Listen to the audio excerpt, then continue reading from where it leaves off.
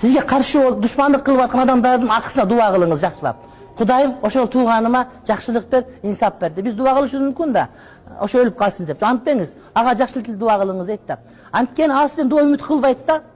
Эгерде сиз бирөөгө дуа кылсаңыз, ошол сиз дуа кылган адам сиздин дуа кылганды үмүт кылбай билбей турган болсо, анда периште сизге дуа кылып турат. Мисалы үчүн, бул мен дуа кылат деп ойлогон күткөн жери жок да. Ана мен ушуга дуа кылсам, бул мен дуа кылганды билбейби? Периштелер ушул дуаны өзүңө кабыл болсун дейт да.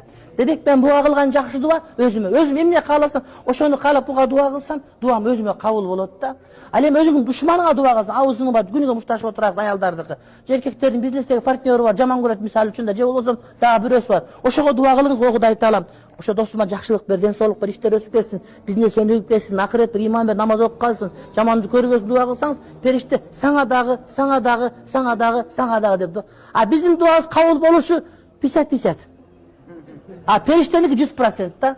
Ошон